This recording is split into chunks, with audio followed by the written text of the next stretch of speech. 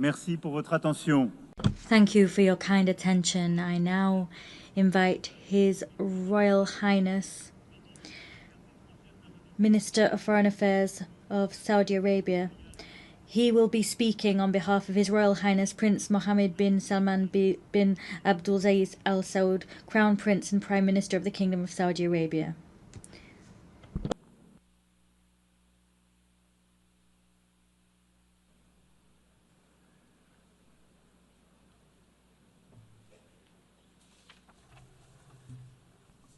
Bismillah ar-Rahman ar-Rahim.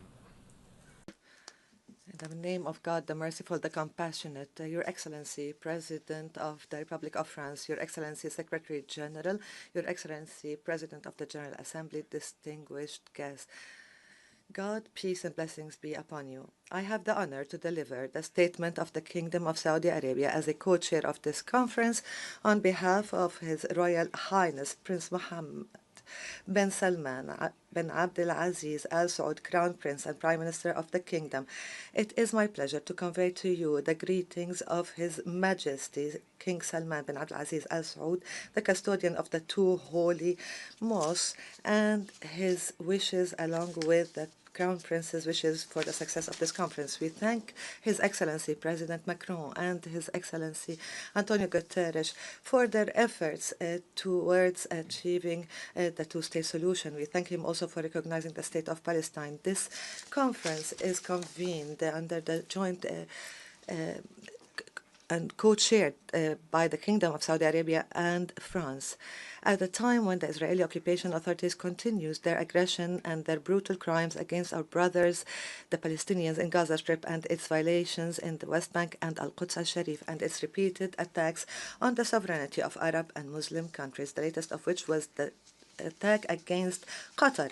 This underlines the insistence of Israel to continue with its aggressive practices that threaten regional and international peace and stability and undermine efforts of peace in the region. This reiterates our deeply rooted conviction that the implementation of the two-state solution is the only way to achieve just and permanent peace.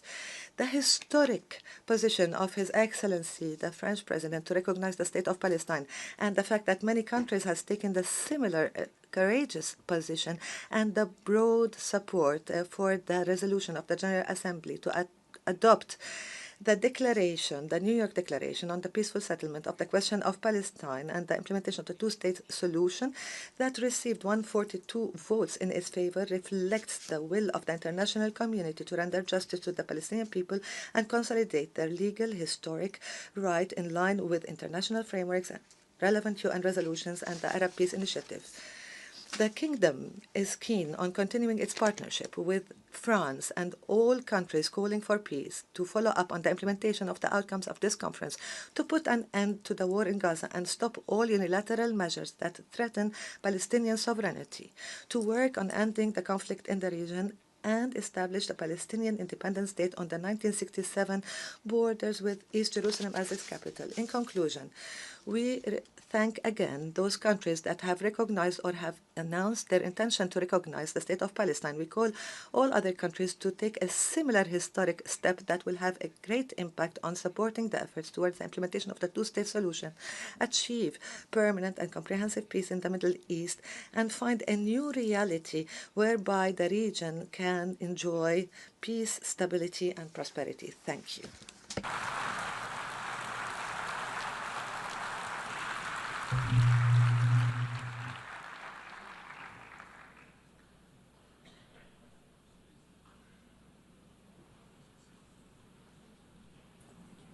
Je remercie. I thank His Royal Highness Prince Mohammed bin Salman Abdulaziz Al Saud. I now invite His Excellency Mr. Antonio Guterres, Secretary General of the United Nations Organization, to issue a statement.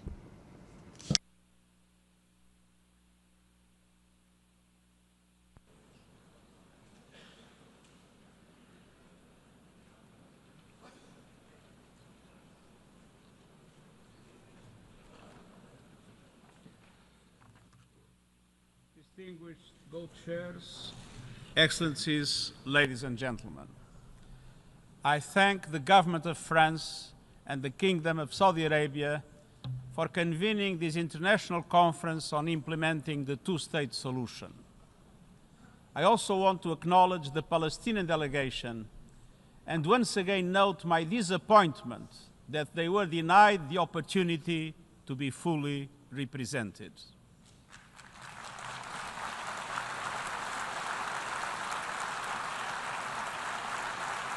Excellencies, let's have no illusions. The Israeli-Palestinian conflict has gone unresolved for generations. Dialogue has faltered. Resolutions have been flouted. International law has been breached. Decades of diplomacy have come up short. The situation is intolerable and it is deteriorating by the hour. We are here today to help navigate the only way out of this nightmare, a two-state solution, where two independent, sovereign, democratic states, Israel and Palestine, live side by side in peace and security with their secure and recognized borders on the basis of pre-1967 lines, with Jerusalem as the capital of both states, in line with international law, UN resolutions, and other relevant agreements. I welcome the measures many member states are taking to galvanize support for the two-state solution, including the pledges to recognize the state of Palestine. And I welcome the General Assembly's endorsement of the New York Declaration. Excellencies, nothing can justify the horrific 7 October terror attacks by Hamas or the taking of hostages, both of which I have repeatedly condemned. And nothing can justify the collective punishment of the Palestinian people or any form of ethnic cleansing. The systematic decimation of Gaza, the starvation of the population, the killing of tens of thousands of civilians, most of them women and children, and hundreds of our own humanitarians. I call once again for an immediate and permanent ceasefire, the immediate and unconditional release of all hostages, and the immediate, full, safe, unconditional, and unhindered humanitarian access. Excellencies, nothing can also excuse developments in the West Bank that pose an existential threat to a two-state solution. The relentless expansion of settlements, the creeping threat of annexation, the intensification of settler violence, all of it must stop. The situation is morally, legally, and politically intolerable. We must recommit ourselves to the two-state solution before it is too late. A solution in which two independent, contiguous, democratic, viable, and sovereign states are mutually recognized and fully integrated into the international community. Excellencies, those who stand in the way are obligated to answer a fundamental question. What is the alternative? A one-state scenario where Palestinians are denied basic rights, expelled from their homes and their land, forced to live under perpetual occupation, discrimination, and subjugation? How is this possible in the 21st century? How is it acceptable? This is neither peace nor justice. It will only increase the growing isolation of Israel on the global stage, and let's be clear,